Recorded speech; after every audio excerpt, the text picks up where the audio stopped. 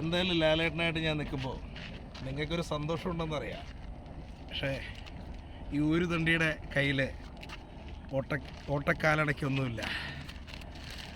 എന്താ പറയുക, ഈ നോട്ട് ബുക്ക് മാത്രം, ഈ പേപ്പർ. എനിക്ക് പണ്ട് കടല വിൽപ്പനയായിരുന്നു ജോലി. കടല വിൽക്കുന്ന ആ പേപ്പർ മാത്രമേ ഉള്ളൂ എനിക്ക്, അല്ലാതെ വേറെ ഒന്നുമില്ല. ഈ ഒരു തണ്ടി വളർന്ന് വലുതായാൽ നിങ്ങൾക്ക് എന്തെങ്കിലുമൊക്കെ ചെയ്തു തരാം. വെറും നാണയം മാത്രം.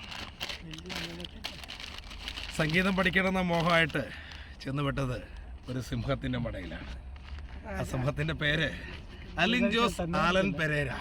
അദ്ദേഹത്തിന് മുമ്പിൽ ഒരു നാണയം വെച്ചിട്ട് ഞാനൊരു രംഗീരി രാഗത്തിൽ ഞാനൊരു പാട്ടൊക്കെ പാടി. ആ പാട്ട് കേട്ടപ്പോൾ തന്നെ എൻ്റെ അടുത്ത് പെരേര പറഞ്ഞു, ഇനി നിങ്ങൾ എൻ്റെ കൂടെ കൂടിക്കോ. ഹിന്ദി എനിക്കറിയില്ലാത്തത് നിങ്ങളുടെ ഭാഗ്യം, അതുകൊണ്ട് മലയാളം മാത്രം ഞാൻ പറയും.